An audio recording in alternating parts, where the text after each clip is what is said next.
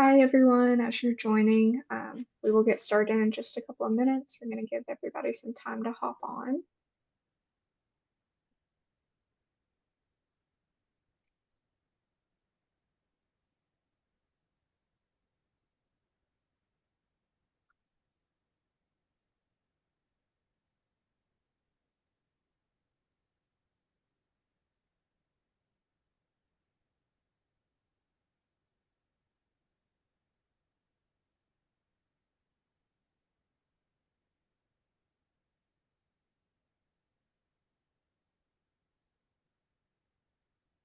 Alrighty, we're going to go ahead and get started. So welcome everybody. We'll probably have a few more people filtering on, but just wanted to go ahead and introduce the session. So this webinar is being hosted by the Council of State Government Southern Office, also known as CSG South. It is in partnership with the State Exchange on Employment and Disability. As many of you may know, May is National Mental Health Awareness Month, and in honor of that, today we will be discussing mental health support for rural communities as it relates to the workforce. So I'd like to start by introducing myself. My name is Erin Twomey. I am a policy analyst for CSG South and the liaison for our Human Services and Public Safety Committee. I'll be moderating today's session. And I'd also like to introduce our amazing panelists. First, we have Oklahoma Representative Ajay Pittman. Representative Pittman sits on the Oklahoma House Tourism and Agriculture Committees, the Appropriations and Budget Subcommittee on Health, and the Oversight Committee on Energy and Natural Resources. In addition to her many accomplishments within the Oklahoma House of Representatives, she's also been appointed to serve on the NCSL CSG National Task Force on Workforce Mental Health Policy. We also have with us today Arkansas Representative DeAnn Vaught. Representative Vaught chairs the House Management Committee and also serves on the House Education and House Agriculture, Forestry, and Economic Development Committee, the Arkansas Legislative Council, and the House Rules Committees. And she is a farmer herself. So we're happy to have her here with us today. And then last but not least, we have Commissioner Tanner from the Georgia Department of Behavioral Health and Developmental Disabilities. Commissioner Tanner has a vast knowledge on the current state of rural mental health, and since his appointment to Commissioner, he has implemented various transformative initiatives within the department. So I want to take this time to thank you all for being with us here today. We're happy to have you. Okay, so I'm going to jump into some questions. Panelists, some of these questions are directed towards individuals, but I encourage any additional contributions as we move through the discussion points. So Commissioner Tanner, we'll start off with you. How would you personally describe the state of rural mental health across the South, and what impacts have you seen on the workforce? Well, thank you, and thank you to CSG for hosting this important conversation today. And it's good to be with some very esteemed panelists today that have good knowledge of this topic. And first of all, let me say this: having served as the commissioner and having served as a former legislator for quite a few years, and having also ran a law enforcement agency. But also being a farmer myself, I have a commercial broiler poultry farm here in North Georgia. Rural Georgia is a special place to me. It's where my family's been since 1800, so I'm very familiar with the rural part of our state. And we're seeing a lot of things happening in rural Georgia. One of the things that we're seeing is a growing awareness. We're seeing more investment. We're seeing a stronger partnership around healthcare in general in rural parts of Georgia, specifically around mental health. People are starting to talk about their mental health and starting to seek out help. One of the game changers, I think, for us in Georgia has been 988, specifically in our rural part of the state. We're seeing a disproportionate number of calls coming into our 988 center from rural Georgia. And I think there's two main reasons for that. I think number one, we don't have the same resources in the rural parts of Georgia that we do in the urban areas.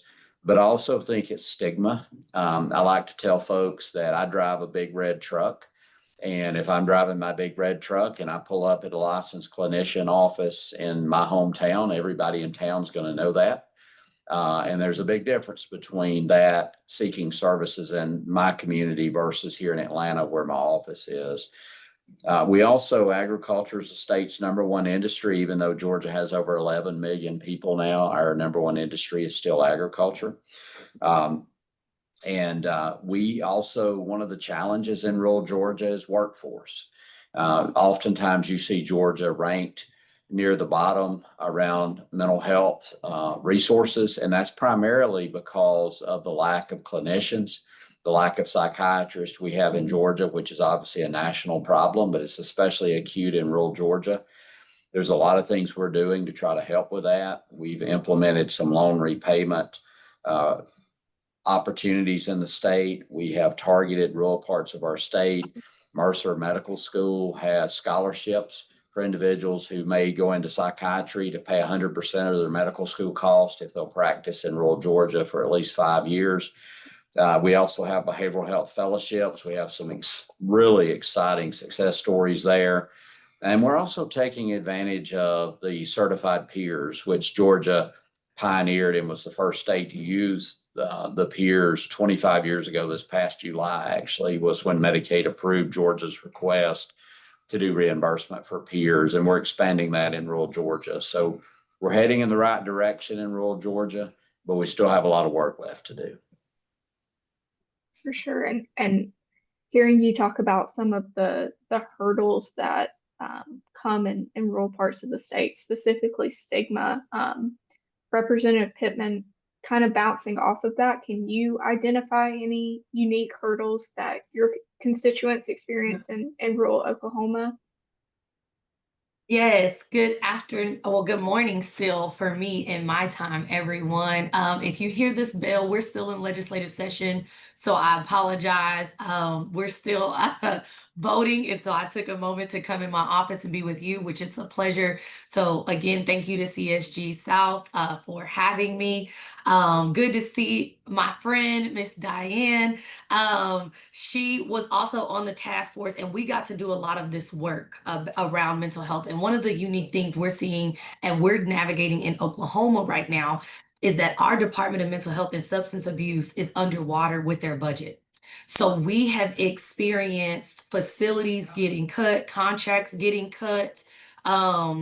They have cut grants for different agencies in our district. So I have multiple mental health agencies in my district that have now, their budget is almost decimated because they were getting $500,000 grants from the Department of Mental Health and Substance Abuse to do seeking safety training or to do drug and alcohol counseling. And so it is now where those facilities are in jeopardy of shutting down, which means we have less services. We have less people who are being able to provide those services, which also means we now have people going back into the job search instead of being in the workforce. And it's just a vicious cycle. We had to do a supplemental budget request because our Department of Mental Health and Substance Abuse couldn't even make payroll for our state employees. And so we are in an exacerbated, difficult situation right now that is not normal. It's not common. And so we have a heightened sense of mental health calls, not just with 988, as we see what's going on in the community, in the state, in the country, as people are navigating their daily lives. But now we have state employees that don't know whether they're going to have a job, whether they're going to get paid. Now we have providers that have to shut down their livelihood and shut down their businesses. But some of those agencies and some of those mental health providers contract with other state agencies. So one of the facilities in my district contracts with the Department of Corrections to do the seeking safety class for people that are justice involved or that are incarcerated. And so it is this vicious cycle where when one agency goes down, we now have like this larger exacerbated issue where another state agency isn't getting services, but also our lay people, our community aren't necessarily getting their needs met. And this is a new issue for us. It's happening in real time, and we're having to navigate what that looks like. And that is the reality in Oklahoma. It's unfortunate, but we are trying to do our best to say, okay, what is their budget request for FY26? And how do we calculate how many grants these agencies in our communities have lost? Which ones have closed? Which ones can we support through the Department of Commerce, through DOC, or through a different agency to stay afloat so that we can get these services to these people? And that's just kind of a unique situation that we're in right now. Gosh, well, thank you for sharing that. And what I'm hearing from Commissioner Tanner and from you is we're seeing hurdles in workforce on the employer side of things with a lack of mental health care providers. We're seeing funding shortages, and we're seeing high stigma in rural communities. Representative Vaught, does Arkansas have any additional challenges that are facing rural communities or ag professionals that you can identify? So I think, thank you for having me. I do want to recognize that I'm very appreciative that you've invited me to the talk. I would concur with everything the commissioner said and AJ said. Our other issue would be in our schools, not having enough providers for schools, not having enough providers in our local jails. And now then you have teachers and you have police officers who are having to deal with stuff that they've never had to deal with before. And that even flows over into your emergency people that come to a scene, say it's the firefighters or EMS. They too are now dealing with things in which they've never had to deal with. And it's like she said, it just makes it a big circle where you're just going round and round and round. It breaks my heart to pull up and see who's in jail, and you know those people need services more than they need jail. They need services, and yet we don't have enough providers to help with the issues that's going on. But I do concur with everything they said. That would hit home for Arkansas in all those areas also. Gotcha. So I think, the South is kind of on the same page here, right? Like we're all experiencing very similar challenges in each of our states. And it's impacting the workforce on the provider side, but also the workforce for individuals that are experiencing mental health concerns. So a large contributing factor to the mental health crisis is the provider shortage. And we have seen states try to remedy this by investing in mental health care workforce through methods like interstate medical licensure compacts, student loan forgiveness programs for providers that live and work in rural communities, as well as expanding prescription privileges to clinical psychologists. Representative Vaught, this session, Arkansas enacted a bipartisan student loan forgiveness bill, Senate Bill 554. Can you talk about what that program is going to look like and the expected impact of that? So it's going to create the behavioral health loan forgiveness program, the funds on the education loan forgiveness to mental health professions, serving in a high underserved community. So we're trying to encourage them to go to those areas where you do not have any kind of behavioral mental health providers. And then we will be giving them back forgiveness for their loans if they will go do that. We're so short in Arkansas with providers that I don't even know that this is gonna be a touch even of what we really need to do in the state. But I do think that it is a step into the right direction. Gotcha. And what does the loan forgiveness look like? Is it kind of going into effect immediately when providers move into that area, or is it more of a gradual? If I Forgiveness remember program. correctly, it is a gradual forgiveness program. Like, as long as you're there, we're continuing, but if you move out, then you're not getting the funds anymore to help with that loan forgiveness. Gotcha. Thank you for sharing about that. And Representative Pittman, in Oklahoma, both behavioral health nurse practitioners and physician assistants can provide psychological evaluations and treatment. Can you speak to the benefits of allowing these types of providers and clinical psychologists to treat patients, and how that's kind of curbing the workforce shortage on the provider side? Absolutely, absolutely. We know that this approach of allowing nurse practitioners to be able to create and serve our communities creates more access to rural Oklahoma. We know that we have hospitals closing in rural Oklahoma. We have clinics that are closing in rural Oklahoma. And so not only does this approach alleviate some of the burden that's already strained in the workforce, but it also reduces the wait time and makes care more accessible for residents in remote areas. We know that there's a stigma, especially in rural towns where everybody knows you. Like the commissioner said, if he's driving his red truck and they go see him his red truck at a specific office, they know what he's doing.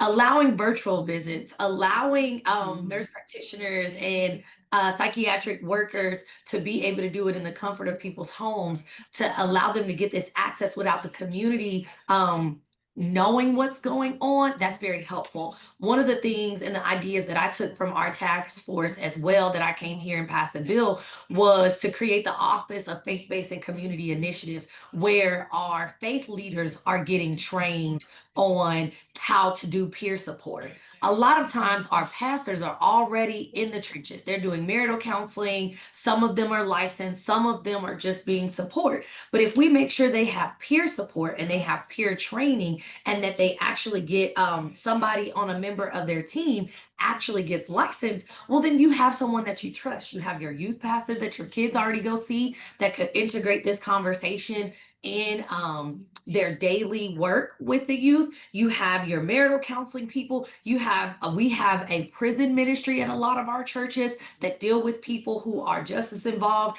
or who are on probation. This creates more of a community lens, and those nurse practitioners and those PAs are people that we see sometimes a little bit more than we see our doctors, if we're just being honest. And so that allows for, one, to help us destigmatize it, two, to allow there to be privacy so that people will access the care, but three, integrating some ideas that make it more of a community, saying we're all going to get this service. We're all going to ask these questions of each other. We're all going to take notice of if this person's not doing okay. That is a responsibility we're trying to put on friends. That's a responsibility we're trying to put on family members to say, hey, check in. And here are some of the questions that you can ask. Here's some examples, or here's some framework, because it's about workforce shortage. But if we create this space where it's a common thing in our daily lives, then that takes the pressure off of you have to go to the doctor to be okay. That means we can have this circle of love and circle of support within our communities, within our families. And then there are systems in place to where if someone really does need that medical attention, they really do need that help, we have the access and the contact and the resources right there on the ground to give them those services. Awesome. Yeah, I know in the state of Georgia specifically, we have been having conversations about integrating faith-based leaders into the mental health care conversation. Commissioner Tanner, did you have anything that you wanted to add, either to Representative's point or to Representative Vaught's point? Just to follow up a little bit on what you just said, we have a Faith and Farm initiative, because one of the things we found in rural Georgia, specifically around our agriculture community, farmers don't talk to a lot of people, and they definitely don't talk to psychiatrists and counselors. They typically trust three people. They trust their fellow farmers who they know in their community. they trust their spouse, and they trust their preacher. So we have been doing some training around the faith-based community so that our rural churches know how to interact, know how to talk to farmers, and know how to recognize when that farmer is struggling. And also to recognize when maybe the struggle's a little more than the preacher is able to counsel them through, and they need to reach out or encourage them to reach out for additional support. And also connecting them to our 988 resources and our mobile crisis team resources that we have all through Georgia. So it's been very successful. We have a huge ag expo in South Georgia, in Moultrie, Georgia, and we have been able to make a big splash there with this. Our agriculture commissioner in Georgia is very much on board, and everyone's talking about it, and everyone's helping to reduce the stigma. Thank you. Yeah, I think, you know, this is such an important conversation of how can we impact rural communities from a holistic lens. And looking into that, I kind of want us to pivot a little bit from talking about the workforce shortage on the employer side, and let's look at the employee side. You know, mental health can impact every aspect of somebody's life, including their ability to function appropriately at work. You know, it can have some impact on retention, absenteeism, that sort of thing. So I want to open this question up to all of you. How is your state addressing retention and absenteeism in regard to mental health and substance abuse? I'm happy to kick that off. Yeah, thank you. You know, we have in Georgia really saw a shift, and it's happened over the last year to 2 years among the business community. And I think a lot of this came out of COVID. And I say that with all the negative things that COVID brought, I think it did help normalize the conversation around mental health. And so one of the things we're seeing here in Georgia, in the Atlanta area, where we have many Fortune 500 companies, large employers, a lot of their organizations and associations like the Metro Chamber have had us come and meet with their leadership teams to start talking about mental health. And we just, the Southern Company, which is a large power company that owns power companies in 3 or 4 states in the South, they had a big leadership conference all around mental health, invited me and some other folks around the country to come speak on a panel. So companies are recognizing the importance of creating an environment that is focused on good mental health. The other thing I think they're recognizing is young people coming into the workforce today expect parity. They expect mental health to be treated at the same level as their physical health. And if companies offer that and they create that environment, we're seeing a reduction in absenteeism. We're seeing a reduction in turnover. And these companies are recognizing it because obviously at the end of the day, the bottom line is making the decision. And the bottom line is mental health is good for business in Georgia. So we're seeing that more and more companies take advantage of those services. Gotcha. Yeah. And kind of jumping off of that, you know, these larger companies are better equipped to provide mental health resources to their employees. But this isn't, you know, always the case in our more small town areas where there's a lot of small businesses and self-employed individuals. Does anyone have any examples of policies within their state that are in place to help these groups manage employee mental health support? I'll take it. We had several bills this year that wanted to address that. So even though our Department of Mental Health and Substance Abuse is kind of crashing and burning, before that started this year, they started an initiative called Mental Health First Aid Training, where they offered employees, especially the public-facing employees, So educators, law enforcement, service industries. We know we have volunteer firefighter groups in some of these smaller towns, but we still ask them to come take this training. That's an evidence-based training that equips supervisors and employees with the tools to recognize and respond to mental health crisis, but not just out for issues or crisis with other people, for themselves. We have the NAMI Oklahoma Business Alliance that helps employees develop mental health strategies, policies, and a benefit structure that are trauma informed and equity focused. And so I think those small initiatives are really, really helpful when we talk about these smaller companies, partnering them and making sure they understand that you don't always have to fund some of these services. Here's some of these state programs that do that. This year, one of my colleagues, John Waldron, introduced a bill, House Bill 2248, that would be a rural mental health and diversion pilot program. So it aimed to establish a pilot program that focused on rural mental health and the diversion treatment administered by the Department of Mental Health and Substance Abuse. It would involve contractors and specifically rural providers that focused on enhancing those mental health services with businesses in schools, giving them the resources they need so that they could create a community of support that works for them. And I think that's really important when we know that an area is struggling, like our rural communities, when it takes them an hour just to drive to a hospital, you have to create some different services that can be right there on the ground when they need that. And so the first aid program has been doing very, very well because it just brings it back to the forefront. It was a big ticket item during COVID. We know we talked about mental health. It was a buzzword.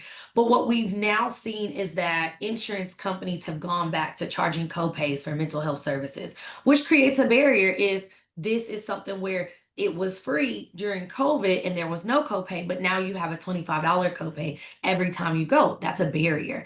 So how do we navigate policies around removing those barriers and keeping mental health at the forefront, especially in these smaller communities that need extra services, resources, and need extra care? Gotcha. Thank you for that. Representative Vaught, do you have anything to add? So, Ms. Pittman, Arkansas passed House Bill 1275, which did get rid of prior authorization and pre-certification on our health benefits for mental and behavioral health. So hopefully I can get that to you and you can get that passed in Oklahoma. Our insurance companies were not happy, but the grand scheme of thing is we have a lot of people that need help.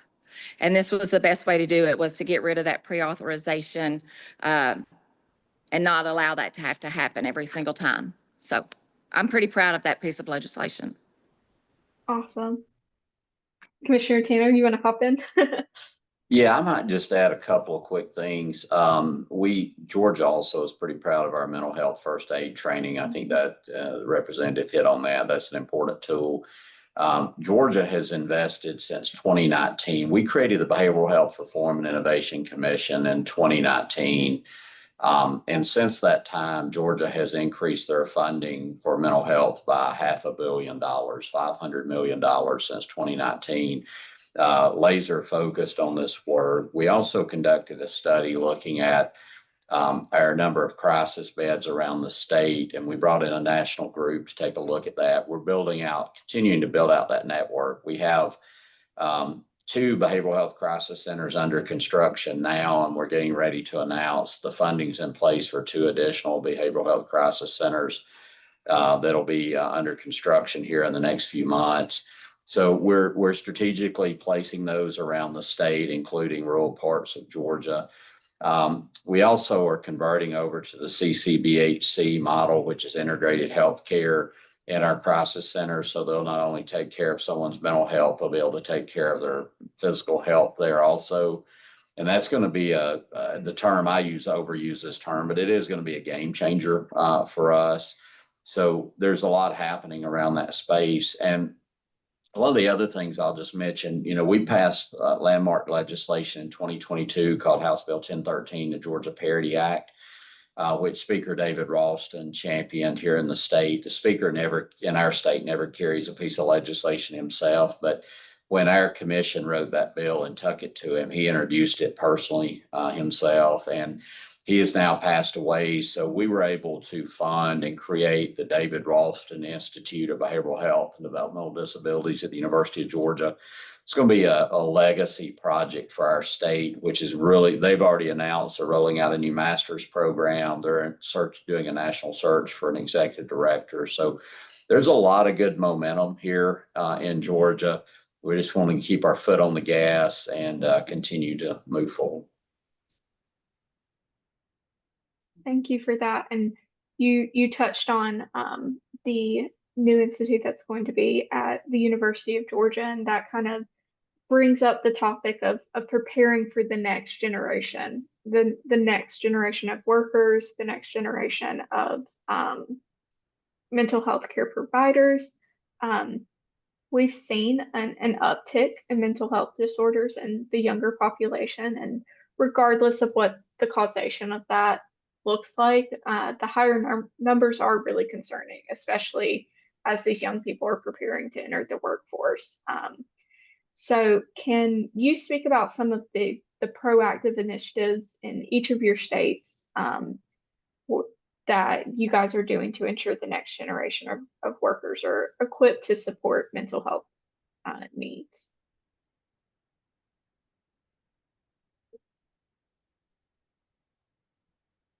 Anyone want to hop in? Oh, I'm happy to go, but I don't want to jump in front of the ladies if they want to go first. Go ahead. So when I'm asked what keeps me up at night around the work we're doing in Georgia, it is having an adequate workforce. So one of the things we did, I chair the Behavioral Health Reform and Innovation Commission. I was able to draft the legislation to create that when I was still in the General Assembly, and I've chaired it since 2019. And one of the first things we saw was we started peeling the onion back, because I like to say that you've got to get past symptoms of problems. If we're only treating symptoms, we're never really going to get to the core cause of the issue. One of the core causes of our problems that we found was inadequate workforce. So then we start saying, what is causing inadequate workforce? And one of the things that we found, Georgia was the second lowest Medicaid reimbursement state around behavioral health and IDD in the country. So we did a rate study, and in some cases, we had rates that had not been increased in 20 years. So we implemented 2 rate studies that have been fully funded. On average, it was a 40% increase in provider reimbursement rates in Georgia. We also passed a law as part of House Bill 1013 that all provider rates have to be restudied every 4 years in Georgia now. It costs the state $157 million a year to implement those rate studies, so they all have been implemented. The other thing that we found was, young people don't go to nursing school thinking I'm going to work in a mental health facility. So we have been partnering with our universities all across Georgia, our technical college systems, creating internship opportunities in our hospitals that we operate. The other thing I'm really proud about, we just had my recruitment team director, Theo Carter, just had a meeting with parents and the superintendent at one of our city schools and Chattahoochee Technical College. But for the first time in state history, and I think the first time in the country, you're going to be able to graduate from Marietta City School as a licensed nurse, not a CNA, but actually an LPN from high school. So they're going to be doing some of their work on one of our hospital campuses. So our goal is to increase the number of young people who are going into the mental health field. If I can get the governor to agree to help me pass this bill next year, those folks who come to work for us as an LPN, we're going to pay for their RN education. And by the time they're 20 years old, they could be making in the mid 80s working for the state of Georgia at one of our hospitals. First generation college students. And the last thing I'll just mention, we're also working another shortage. We have a 35% vacancy rate among our licensed psychologists here in Georgia.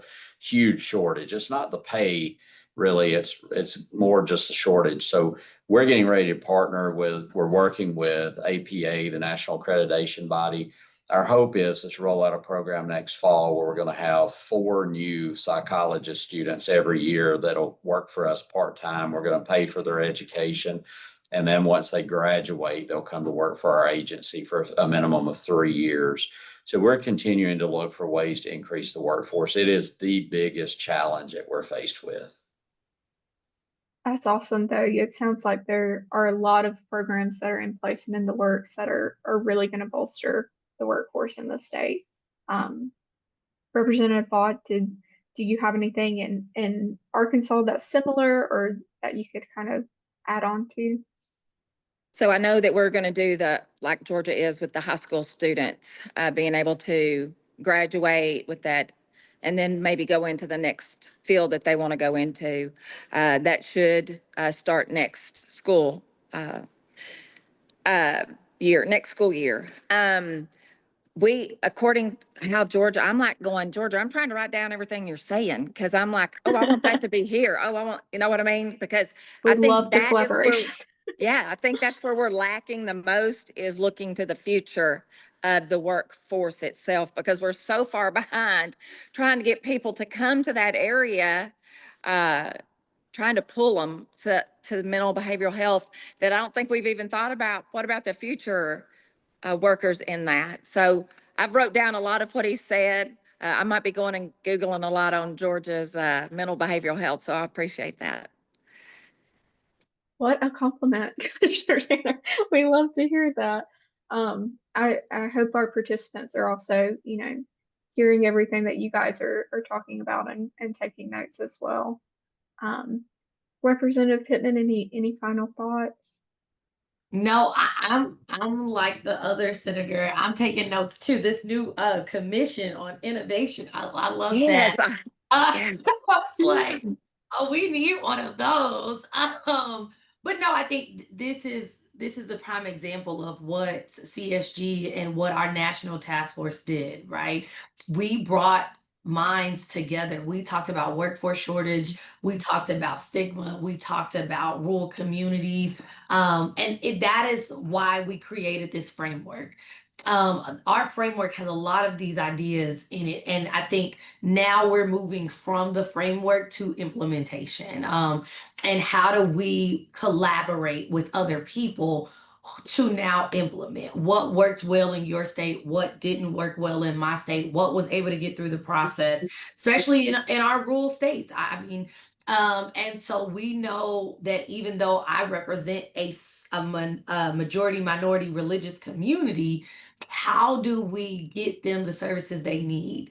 And so I will just say a couple of things that we're doing for that last question is we have an APERX program, which I'm really excited about. It's a K through 12 program, which is for mental health access and education. It puts behavioral health providers in schools to model what it is to go through the career, what it looks like to go through the process, talk about a wellness focused mentorship. They get mentorship from these providers that are in this school. And that is a big thing so that we can start early. We know that our kids are dealing with real life trauma that we didn't always have to deal with. And so how do we give them access to say, okay, turn that success story, turn that trauma into a success story, go into this field. If you've had to navigate this as a young person, how do you help someone else get through it? Oftentimes my grandma used to say, you can't have a testimony without a test, and you can't have a message without a mess. And so how do we teach these young people to take their mess that they may feel is crashing their world down because it's real. We have DHS and sometimes families get separated. We have children who lose parents in the middle of school years. We had a young athlete that just passed away in a car accident right after his team made it to the championship and right before graduation. Those kids needed real services in real time. And so how do we model that for them? But how do we get them to say, okay, now how do you come be a provider to then give back to what you experience. And so our career techs, we have a human services pathway in a lot of our career techs for high school students that can begin early training in mental health support, social work, and patient care. So just like Georgia, we want our students to not only graduate with a degree, but say what certificate, what program that they can get from a career tech, so that they can immediately go into the workforce if college is not something for them right then and there. So we're excited about those programs, but I'm excited to implement more things from our framework, from our task force. That was amazing.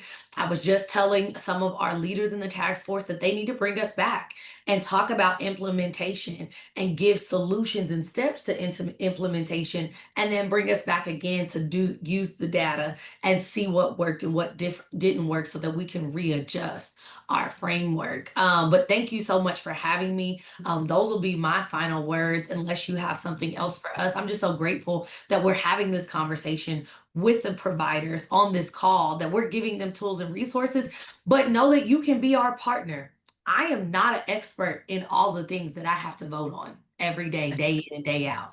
I don't know what I don't know. And so oftentimes people will not talk to us because they don't think that they can access us. You can access our office. You can get to us, even if you just send an email with your suggestions, because you are an expert in that industry, or you know something that's going on, whether it be good or bad. I can't fix something that I don't know about. And I'm not scrolling social media to see it. If there's an event, invite us, include us. We want to be your partner. That's what we're here for. And so thank you again just so much for having me. Of course. Well, thank you. Before we hop off, I am going to open up a poll for our participants just to evaluate this webinar and let us know how we did. And in that time also, if you have any questions for our participants, I would love for you to submit them. We've already got a few that have been rolling in. So in the interest of time, we're going to give the poll about maybe 2 to 3 minutes. And then we will do audience questions. So that poll should be open now. Go ahead and fill that out, and we'll start looking at the questions.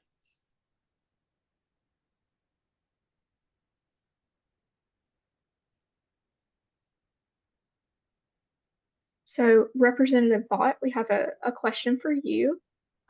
This question says, in Arkansas, does the Education Loan Forgiveness Program have a term for providers to fulfill? A number of years. Yes, ma'am. So I don't think that it does, because I think as long as you're there in that underserved area, we'll continue to pay back that loan. So if you want your loan to be paid back, you need to stay in that underserved area until it's done. Gotcha. Thank you. And then we have a question for everyone. So how are your states addressing substance use disorder for rural populations? In the interest of time, let's try to keep these brief but informative. I'll just say real quick, I'm the trustee of the state's opioid funds. Also, we're getting $638 million over the next 18 years. We really took a strategic look at what our services were available and down to every community across the state. We created a gap analysis. We're going to be funding programs that fill in those gaps all across the state, so that we can build out that, what I would refer to as close to the perfect continuum of care as you can get. We also take full advantage of peers in Georgia. We have thousands of trained peers. We have peers that are family members, peers that are consumers, people with addictive disease, disorder, mental illness. We also have our forensic peer program. The guy that works for me directly, that leads that work for us, spent 23 years in state prison, and he does an incredible job. So we got a big focus on our peer population.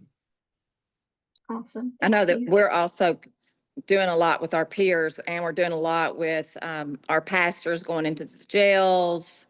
I think that we now have maybe 3 areas where if they've been arrested so many times, and we know it's a behavioral health due to drug abuse or alcoholism even, then they go to certain centers instead of going to jails or prison.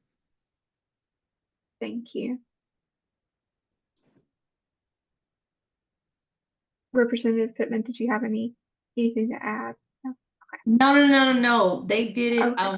What I will say is we are trying to do more 988, more Narcan, like just equip people around the situation. Obviously we have drug and alcohol court, and so that's a big thing for us where that's kind of been really big. Our diversion hubs have been more popular than automatically incarcerating people. That has been our governor's initiative. He really has been big on reentry, recovery, and recidivism, and making sure we don't get people in the system if we can help divert them somewhere. So not only at the state level, but at the city level, diversion hubs have been huge. Drug and alcohol counseling has been huge for us. Just really kind of focus on that population just in general.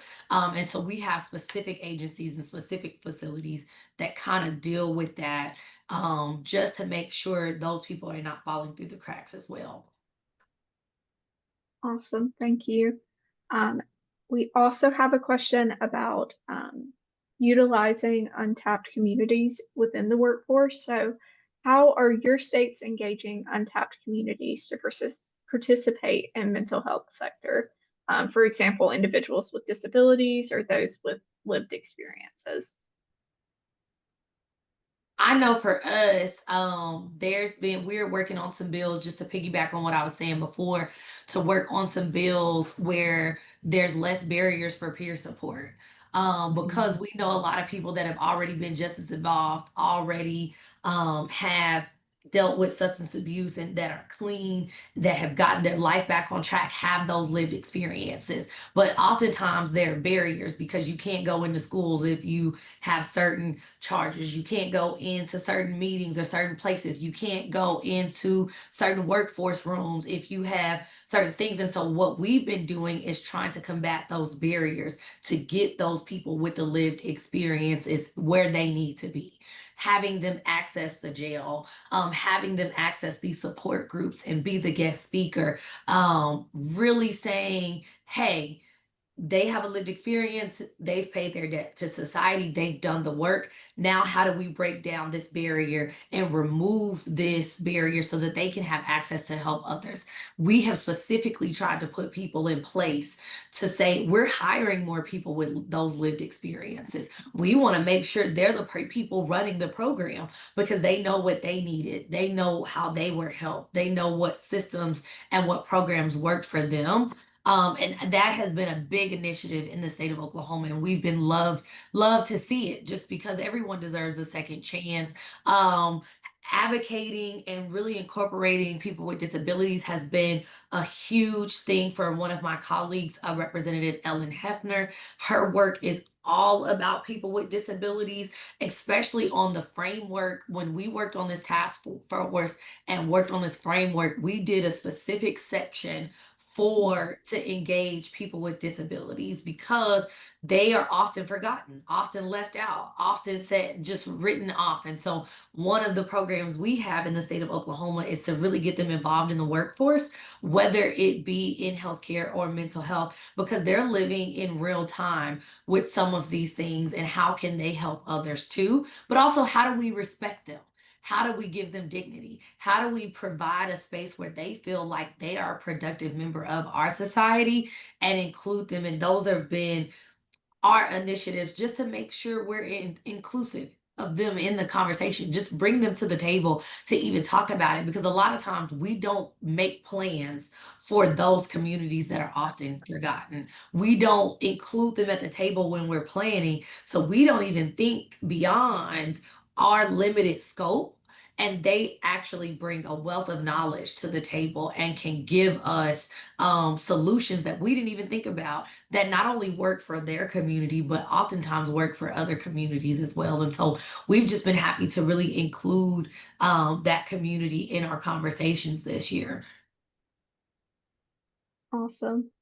So I want to do a a last call for questions. Does anyone have any burning questions before we wrap up? While we see if anybody adds any questions to that. I did want to thank everyone for participating. I think this has been a great webinar, and we've had some really awesome conversations today. Just from the three of you being able to collaborate and share ideas together. I mean, that's been awesome to witness. I also wanted to let all of our participants know that this webinar has been recorded, and we can definitely send out kind of a recap of everything that we've talked about. And we intend to share the recording on our website at a later date. So be on the lookout for that. Participants, do you guys have any final remarks you'd like to make? Thank you so much for having us. It has been very helpful for me, actually. I've got 2 pages of notes now. Now I'm ready to go across the street and find our lawyers and start drafting some legislation. So thank you for having us. Well, thank you. I really appreciate you being here. No, she's perfectly right. I didn't even have my page. I have a little sticky note that I was like trying to take notes on. But I think this is the perfect time to what my colleague from Arkansas said is she's ready to go start drafting. We are in the last week of our legislative session. And we do interim studies where we study different ideas that we may want to implement later, that we want to draft bills over. Now is the perfect time to get involved with your legislators and talk to them about ideas from the future. So if you heard something here that inspired you to talk to your legislator, this is the perfect time. A lot of times people will wait until February. So in the state of Oklahoma, we're in legislative session from February to May. They'll wait till February to start talking to me about ideas. And we had to, our deadline for ideas were in December. So those are just the processes and the nuances that a lot of sometimes people don't know. And this would be the perfect time over the summer when we're going to conferences and we're sharing ideas and we're having webinars like this for you to get engaged with us and give us those ideas that you may have as well. Yes. I'll just add a couple of quick things in closing. One, I can't overemphasize the importance of the peers in this process, both being at the table when we're creating ideas and ways to move the conversation forward. With the lived experience, they bring so much to the conversation. We recently had Ruth Naomi. She just participated in our behavioral health fellowship program. She was embedded with our East Unit social work team at our hospital here in Atlanta. She graduated last week with her master's degree. She's a licensed clinician now. She was someone who had contemplated, she had mental illness. She was pregnant. Her OBGYN actually called 988. And as a result of that, her life was saved from a suicide attempt. And she was also involved with the criminal justice system, but now she's a master level clinician working with our agency, helping other folks. So there's a real opportunity there. The last thing I'll just say is it's important, and I'm saying this as a former legislator and somebody who spent a lot of time in the General Assembly. You got to bring the right people to the conversation. That's why our Behavioral Health Commission has been so successful. We've got 26 members. They're very diverse. Very few of them are actually legislators. Most of them are experts in their fields. They're doctors, they're lawyers, they're police chiefs. It's getting everybody that really does the work every day, that understands that. That's one of the successes we've had in the state. So thank you very much for having us. And if we can ever be of service to anyone, please let us know. Well, thank you guys, and to all of our participants, anyone that's a government official, know that CSG South is here to help. If any of the conversations today have sparked your interest and you want more information, feel free to reach out to me. I'd love to do some research for you on that. But thank you all again for being here. Thank you for participating. Thank you for your insights. And yeah, I hope everyone has a great rest of your day. Let me know if I can ever do anything for you. Thank you guys. Bye-bye.